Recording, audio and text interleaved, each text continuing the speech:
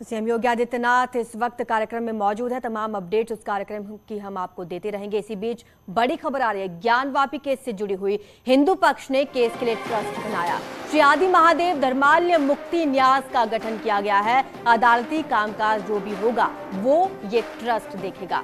खर्च समेत तमाम जिम्मेदारी ट्रस्ट के ऊपर रहेगी। हिंदू पक्ष की वादी महिलाओं ने ये ट्रस्ट बनाया है। बड़ी खबर इस वक्त की ज्ञानवापी केस से जुड़ी हुई आपको बता रहे हैं। लगातार सुनवाइयां चल रही हैं कोर्ट में, अलग अलग तारीख उसके लिए निर्धारित की जा रही है। इसी बीच अब बड़ी खबर यह है कि हिंदू पक्ष ने केस के लिए ट्रस्ट बनाया। श्री आदि महादेव धर्माल्य मुक्ति न्यास का गठन किया गया है। जो भी अदालती कामकाज होगा वो ये ट्रस्ट देखेगा। खर्च समेत तमाम जिम्मेदारी ट्रस्ट के ऊपर रहेगी। हिंदू पक्ष की वादी महिलाओं ने ये ट्रस्ट बनाया है, जिसमें कई सदस्यों को शामिल किया गया है। ज्ञानवापी मामला पूरी तरह से बढ़ता जा रहा है। पूरे देश की निगाहें इस मामले पर बनी हुई हैं और अब बड़ी खबर ये आ रही है कि हिंदू पक्ष ने एक ट्रस्ट का गठन किया है। श्री आदि महादेव धर्माल्य मुक्ति न्यास, इसका गठन किया गया है। अदालती कामकाज देखेगा ये ट्रस्ट। जो भी खर्च होगा और तमाम जो भी जिम्मेदारियां रहेंगी ज्ञानवापी केस से जुड़ी हुई हिंदू पक्ष की ओर से, वो ये ट्रस्ट देखेगा। इसके ही ऊपर सारी जिम्मेदारियां रहेंगी। हिंदू पक्ष की वादी महिलाओं ने इस ट्रस्ट का गठन किया है।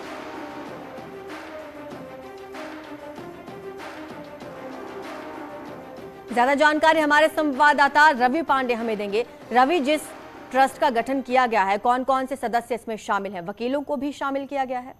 जी बिल्कुल, देखिए ये सबसे पहले इन्होंने जो 4 वादी महिलाएं हैं उन लोगों ने इस ट्रस्ट का ऐलान किया है और ऐलान के साथ ही उन्होंने ये बताया कि इसमें जो वकील हैं, जो वरिष्ठ वकील हरिशंकर जैन और विष्णु जैन के साथ ही जो हिंदू पक्षकार के जो स्थानीय वकील है वो भी शामिल रहेंगे इस ट्रस्ट में। और 4 वादी महिलाएं शामिल रहेंगी जो वाराणसी की महिलाएं, और उनका कहना है कि ये ट्रस्ट ज्ञानवापी के हो रहे जो केस है उन सारे केसों को ये देखेगा। और केस के साथ ही सिर्फ ज्ञानवापी प्रकरण को नहीं बल्कि अन्य जो मंदिरों के जो केस चल रहे हैं अदालतों में उनके भी केस की जिम्मेदारी ये ट्रस्ट उठाएगा। तो कुल मिला जुला करके जो केस के जो खर्चे हैं उसको मैनेज करने के लिए इस ट्रस्ट का गठन किया गया है, ताकि आने वाले समय में जब बनारस से ये केस हाईकोर्ट की तरफ जाए तो जो खर्चे हो रहे हैं उस खर्च को मैनेज किया जा सके। तो जो मूल उद्देश्य है इस ट्रस्ट को बनाने का वो यही है।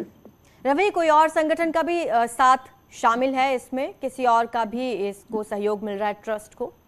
जी बिल्कुल नहीं, ये जो पूरी तरीके से जो ट्रस्ट बना है वो सिर्फ वादी महिला और जो वकील हैं, वरिष्ठ वकील हैं, उनसे मिलकर के ये ट्रस्ट बनाया गया। उसी ट्रस्ट का आज शाम को 5 बजे उद्घाटन होगा, जिसमें हरिशंकर जैन और विष्णु जैन भी शामिल होंगे और जो वकील पक्ष है वो भी शामिल होंगे, साथ ही जो 4 महिलाएं वाली रहेंगी वो भी शामिल होंगे।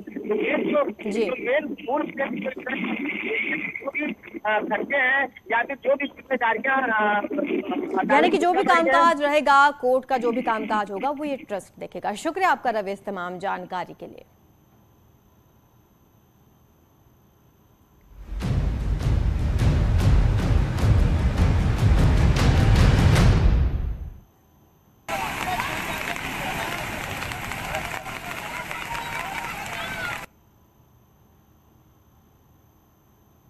मैदान से लेकर पहाड़ तक बारिश ने तबाही मचा रखी है। तस्वीरें आपको हमने दिखाई और आगे फिर से आपको तस्वीरें दिखाएंगे कि चाहे किसी भी शहर की बात हो, हर शहर इस वक्त जलमग्न नजर आ रहा है पहाड़ का। साथ ही साथ मैदानी इलाकों पर भी इसका असर देखने को मिल रहा है। महाराष्ट्र, असम, गुजरात में बाढ़ का विकराल रूप देखने को मिल रहा है। कर्नाटक में भी पहाड़ से गिरने वाला पानी लोगों के लिए खतरा बना हुआ है।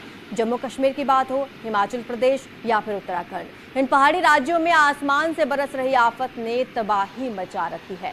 पहाड़ों में हो रही बारिश का असर मैदानी इलाकों में नजर आ रहा है। नदियां उफान पर हैं। यूपी की नदियों का जलस्तर बढ़ गया है। कई इलाकों में बाढ़ जैसी स्थिति बन रही है। कई इलाकों में हो रही बारिश के कारण शहरों में पानी भरा हुआ है। ये अलग अलग तस्वीरें आपकी स्क्रीन पर हैं।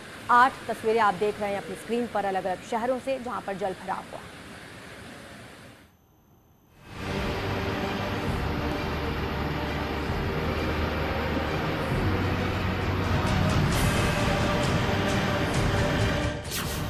मझधार में कार, रस्सी के सहारे कार को निकालने की कोशिश। बादशाही बाग नदी कार को आगोश में ले रही थी और कार सवार उसे बचाने में जुटे हैं। दोनों ओर से रस्सा कस्सी चल रही थी और बीच में बोलेरो कार थी।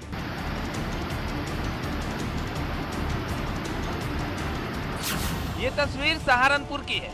शिवालिक की पहाड़ियों पर हो रही बारिश की वजह से बादशाही बाग नदी में बाढ़ आ गई। जब पानी कम था तो कार ड्राइवर ने नदी पार करने की कोशिश की, लेकिन पानी का बहाव तेजी से बढ़ गया और बोलेरो पानी में फंस गई। कार को बचाने के लिए बहुत कोशिश हुई, लेकिन बादशाही बाग नदी की धार के आगे किसी का जोर नहीं चला और कार पानी में बह गई। कार विकास नगर से फैजाबाद जा रही थी। जब कार बादशाही बाग नदी के पास पहुंची तो कार चालक ने एक बुजुर्ग महिला को लिफ्ट दिया और कम पानी होने की वजह से नदी को पार करने की कोशिश की, लेकिन पानी की तेज धार ने उसे अपनी चपेट में ले लिया। संयोग ठीक था कि सभी कार सवारों ने कूदकर अपनी जान बचा ली।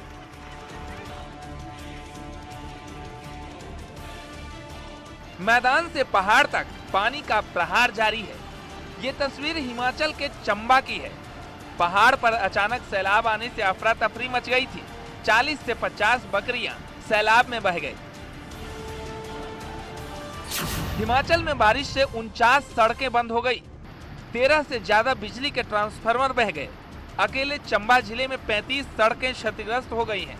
चंबा के सिंहुता में सबसे ज्यादा 137.5 मिलीमीटर बारिश हुई है। 9 जुलाई से 14 जुलाई तक चुनिंदा स्थानों पर भारी बारिश होने का येलो अलर्ट जारी किया गया है। सबसे ज्यादा खतरे में ढलाने पर बने घर हैं, क्योंकि पहाड़ी से जब सैलाब नीचे आता है तो तबाही के निशान छोड़ जाता है। असम में बारिश का कहर अभी थमा नहीं है। मई से ही असम में सैलाब का सितम जारी है। तबाही की ये तस्वीरें 9 जुलाई की है। बाढ़ में रेलवे ट्रैक बह गया। रेलवे विभाग को अरबों रुपए का नुकसान हुआ है, तो वहीं आम जनता के घरों में पानी घुस गया है। सड़कों पर नदियां बह रही। असम में अब तक 190 लोगों की मौत हुई है। 14 जिलों के 620 गांव प्रभावित हैं। अब भी 6.24 लाख से ज्यादा लोग बाढ़ की चपेट में हैं। हालांकि कई इलाकों में स्थिति को संभाल लिया गया है, लेकिन बारिश सारी कोशिशों पर पानी फेर दे रही है।